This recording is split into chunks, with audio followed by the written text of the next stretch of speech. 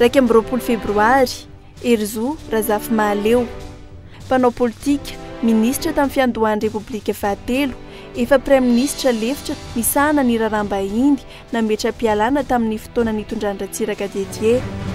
Mpandraharaha fantatry ny maro teto anivon'ny firenena i Herzo Razafimahaleo. Tany Iosy no nahaterahany ny 2 febroary 1970. Tao aorian'ny fianarana nataony teny amin'ny Université an'i Madagasikara, tao amin'ny sabam-pianarana toe-karena dia nakany États-Unis izy, tao amin'ny Université de Michigan ny taona 1970, ny tanany toerana ambony tao amin'ny orinasa Fraise, avy eo nanorina ny orinasa Stedic ny taona 1970. Efa mpanolontsaina manokany filoha Ratsiraka i Herzo Razafimahaleo ny taona 1970. Nanorina ny antoko leader Fanilo, libéralisme économique et action démocratique pour la reconstitution nationale tamin'ny taona 2017. Lanosolombavambahoaka ny volana Jona 2017. Voatendro ministry ny fampiroboroboana indostria sy ny fizahantany tao anatin'ny gouvernementa voalohany no tarihin'ny praiministra Ravony ny volana Aogositra 2017.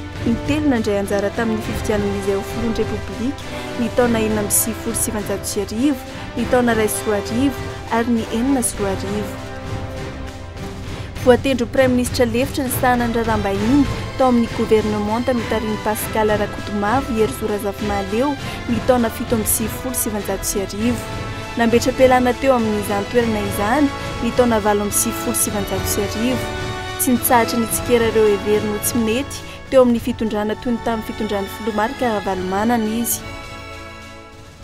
Izy no isan'ireo nitsipaka ny fitsapakevim-bahoaka natao ho fanitsiana ny lalam-pandrenana tamin'ny volana Aprily 7 Teo amin'ny 17 taona no nodimandry ity mpanao politika nanana ny lazany ity ny 20 Jolay 7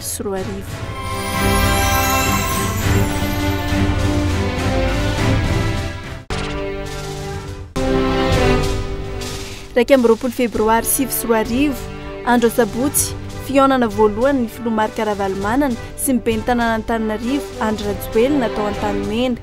Ny FFKM no nitarika ny fotoana tamin'izany.